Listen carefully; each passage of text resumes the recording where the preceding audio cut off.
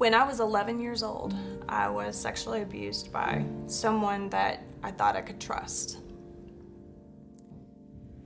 And with that, I lost all faith and trust in humanity.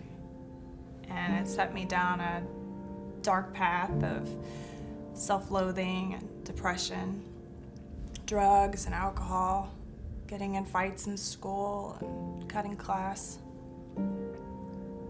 And when I was 17, I left home and went away to college. And me and a girlfriend were walking to dinner, and we were crossing the street, and a drunk driver came and ran a red light and hit us. And I went through the windshield and rolled up the top of the car. Doctors told my parents that the impact alone should have killed me. And I've got scars all up and down my neck and my chest from the glass from the windshield. And there was one piece of glass that was a half a centimeter away from my carotid artery. By the grace of God, I survived. And instead of valuing that grace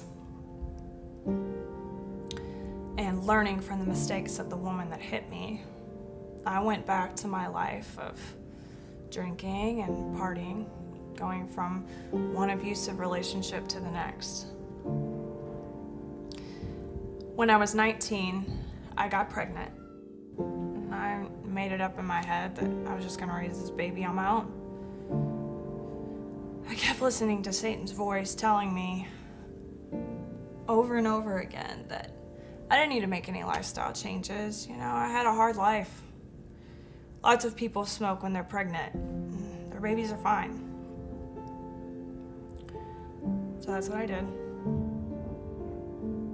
And God's grace came in again. And when I was 4 weeks pregnant, I met my now husband, Evan. And it was an instant connection. We stood by the jukebox and talked about music, talked about the bands we loved, like Tool and Mudvayne and Korn, talked about how we were gonna get together and jam. You know, Evan, he can play any instrument, and I played really bad guitar, and I loved to sing, loved to write. Less than a year later, we were married. And 12 days after that, I was walking down the hallway to go get Hayden and get him ready for daycare. And when I opened up the door, I saw him lifeless in his crib. He had passed away from SIDS. He was 4 months and 23 days when he passed away. And I knew in that moment that it was my fault. I just wanted to die. And dealing with all of that guilt and that shame and that grief I couldn't deal. I really just wanted to die. So I turned the music up as loud as I could so I couldn't hear the demons inside my head. And I drank as much as I could and smoked as much weed as I could to just numb myself, to function, or so I thought. Evan started a band, and that was his outlet. And years later, I ended up joining, and the band was pretty successful. I mean, we got some interviews in some music magazines, got to be on the radio, got to perform on stage together, got to write music, got to do what I love to do. And it was heavy metal, so it was pretty hard, and I could just say whatever I wanted to. I was so angry that it was helpful to just lay it all out there. I wrote this song, and it was called Left for Dead, and one of the lines of the song was, "These chains that bind me and keep me, the past is too real." And yeah, the past was too real. God's grace came in again, and after 10 years of marriage, we found out we were pregnant. Now you gotta understand that when we found out we were pregnant, we were in a lot of debt, and there was no feasible way that we could afford to pay for this baby. So we decided to sell everything, sell the house, sell the land, sell the car, sell the goats, packed up the rest of what we had, and moved up to Cleveland. A new start, a new beginning. I wish I could sit here and tell you that I was the perfect pregnant lady, but I wasn't. I listened to Satan's voice telling me, if you did for her what you wouldn't do for him, you couldn't bear the guilt. And lightning doesn't strike twice. So that's what I did. And I kept smoking when I was pregnant with her. And the whole time I was pregnant, I was just terrified that she would suffer the same fate as her brother. The first year of her life was just so scary. You know, so many sleepless nights of just watching the monitor, seeing her chest rise up and down.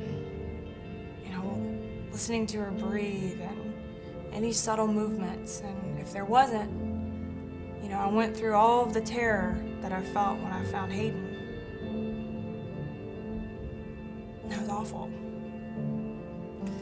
But by the grace of God, I have a healthy, beautiful 18-month-old baby girl. I always said that I would never join a Bible study or get involved in church. I just always thought that I had this perception of the lifestyle, that would be just this cookie cutter, lemon scent life that I couldn't relate to. So, some people are too churchy for the world, and I was just too worldly for church. So I just started reading the Bible on my own. And I quickly discovered that Jesus surrounded himself with sinners and liars and murderers and thieves, people like me. So I thought, you know what? My way really hasn't been working out so well, so I'm gonna do it God's way. Took a step out in faith and went to my first Bible study here at Northside. Something came over me, and I was just compelled to confess all my sins. Be obedient. And that night I went to my first AA meeting and got sober, and been sober ever since. I haven't started playing drums at church, and so honestly, I don't know if we'd be here if it wasn't for music. So for those of you that maybe think that the music here is too loud or too modern, I just ask that you just maybe take a second and you think about the people that you're trying to reach. God had to take me down and raise me back up over and over and over again. And none of it was wasted. And I'm not going to waste a single drop of blood that Jesus shed for me on that cross. Being obedient, following Jesus, it's not easy, but he's worthy. Every day I have to deny myself. I have to take up that cross, and I have to ask for the power of the Holy Spirit to do so. In this fallen world, you will have trouble, but I will not be shaken.